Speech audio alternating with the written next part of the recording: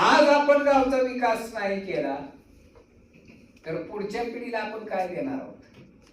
आयुष्यभर आई बाप कष्ट करते, आयुष्यभर लेकरा बाळासाठी झटते, आणि लग्न झालं पोरग आणि त्या प्रॉपर्टीच्या वाटणीच्या वेळेस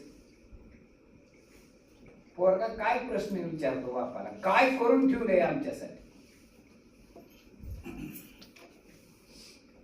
काय वाटत असेल त्या म्हाताऱ्या बापाला आणि त्या आईला? किती काळजाला वेदना होत असतील.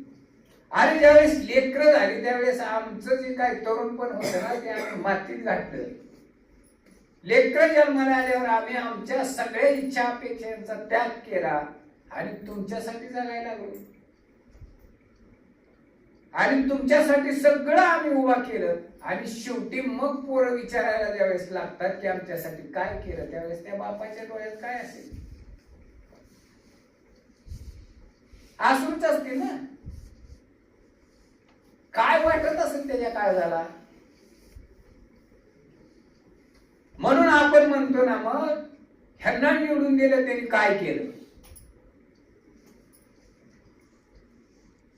पण आपण गावचा विकास करत असताना, स्वच्छता अभियान राबवत असताना, वृक्षारोपण करत असताना, सामूहिक कार्य करत असताना आपण त्याच्यामध्ये किती योगदान देतो हा बी महत्वाचा विषय आहे. पहिलं मंदिर, मस्जिद, चर्च बांधले जायचे. कसे बांधले जायचे?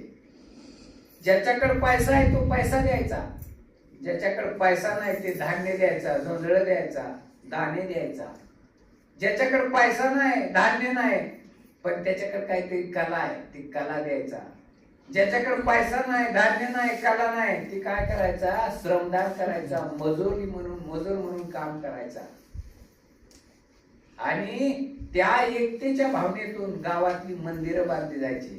आणि तुम्हाला सांगतो, आजही ती गावामध्ये मंदिर ते कळस साबूत आहेत, पण गेल्या वर्षी केलेला रस्ता पुढच्या वर्षी दिसत नाही. गेल्या वर्षी बांधलेलं सार्वजनिक हॉल दुसऱ्या वर्षी टप टप टप टप गळायला लागतं. पण हजारो वर्षापूर्वी आमच्या लोकांनी रक्त ओतून एकतेनं चांगल्या भावनेतून बांधलेल्या मंदिराच्या त्या गाभाऱ्यात अजून एक ठेव सुद्धा मिळत नाही.